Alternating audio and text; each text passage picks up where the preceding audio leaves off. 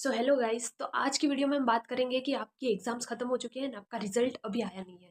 मतलब ये pre result period जो होता है, आई थिंक ये ऑलमोस्ट 1.5 मंथ्स तो होता ही है।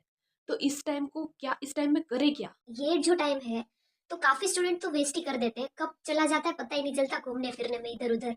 ये जो टाइम है ना, ये भी अब बहुत इंपॉर्टेंट हो चुका है। क्यों? क्योंकि अब जैसे ही रिजल्ट आएगा 2 महीने के बाद एग्जाम है।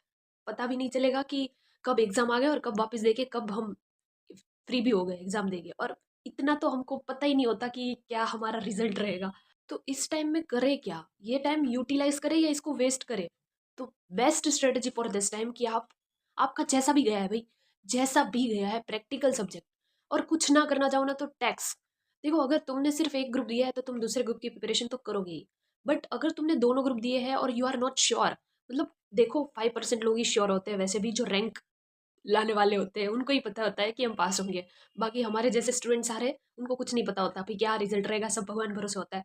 और इस वजह से ना प्लीज़ अपना समय बिल्कुल वेस्ट मत करो यार। क्योंकि ये समय बहुत इंपॉर्टेंट है, बहुत। ये काफ़ी एक्सपीरियंस के बाद पता चलता है कि ये टाइम अगर पढ़ लेते ना तो मतलब अभी तक फाइनल में आ चुके होते। ये रिग्रेट ना हो ना, इस वजह से ही मैं ये वीडियो बना रही हूँ तुम्हारे लिए। सो अगर तुम इस वीडियो को देख रहे हो पूरा तो तुम्हें पता चलेगा कि तुमको अपनी स्ट्रेटजी कैसे बनानी है फॉर दिस 1.5 पीरियड। ऐसा नहीं कि पूरा दिन पढ़ते रहो जैसे पहले पढ़ रहे थे। ऐसे तुम पढ़ भी नहीं पाओगे। ये हमारे लिए मुश्किल है। मुश्किल नहीं, नामुमकिन ही समझ लो कि अब एग्ज़ाम दिए हैं और वापस एग्ज़ाम के लिए ही पढ़ो, जबकि पता नहीं है पास होंगे या फेल होंगे। तो हमें पता है इतना कि अगर हमें दोनों ग्रुप हमने दिए हैं तो हमारा इस सब्जेक्ट का ये पेपर जो है वो थोड़ा-सा एवरेज गया है, थोड़ा-सा अच्छा नहीं गया। और मैं तो सजेस्ट करती हूँ कि आप थियरी नहीं प्रैक्टिकल सब्जेक्ट करो। एक दिन में भले ही तुम 3 घंटा भी करो, ये 1.5 पीरियड, ये भी तुम्हें बहुत हेल्प करेगा फॉर योर अपकमिंग अटेम्प्ट। लेकिन अगर तुम पास हो जाते हो तो भी हेल्प करेगा। कैसे? फाइनल में ना ये चीज़ें आती है काफ़ी सारी। मतलब तो टैक्स जो है ना वो फाइनल में ऐसा सेम है और उससे ज़्यादा है। अकाउंट्स की बात करो तो उसमें हमारे जो अकाउंटिंग स्टैंडर्ड्स है और फाइनल में उसी से रिलेटेड इंड एएस है, तो वो भी हेल्प करेगा। और लॉ की बात करोगे तो फाइनल में भी लॉ है। और अगर कुछ लॉ तो हमें पढ़ना ही नहीं है वैसे भी। थियरी यार, थियरी मत पढ़ो 1.5 के पीरियड में, थियरी तो मत ही पढ़ो। फाइनल में है ये, फाइनल में तो उसके लिए तुम पढ़ लो यार एटलीस्ट, कि मैं फाइनल में आऊँगा तो मुझे हेल्प करेगा। बस ये समझ के पढ़ लो, तुम्हारा समय वेस्ट मत करो। बस एटलीस्ट दिन का 3 घंटा दे दो और एक सब्जेक्ट खत्म कर दो पूरा। पूरा एक सब्जेक्ट खत्म कर दो, जो भी रिजल्ट हो।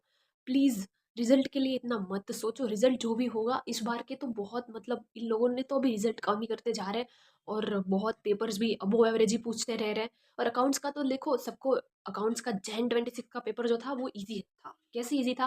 क्योंकि उसमें बाय बैक, इंटरनल रिकंस्ट्रक्शन, ये सारी चीज़ें पूछी थी, इस वजह से ईजी लगा।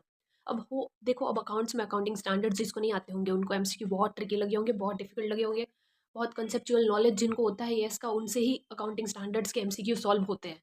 तो काफ़ी लोगों को ये पेपर अपने आप एवरेज या अबव एवरेज लगता है। तो अकाउंट्स का तो अगर ये डिफिकल्ट पूछेंगे तो ग्रुप वन में वैसे भी सब उड़ जाएंगे, क्योंकि पहला पेपर है। स्ट्रेटजी इन लोगों की ही ये रहती है कि अकाउंट्स का ईजी पूछते हैं और टैक्स एंड लॉ में फिर बजा देते हैं।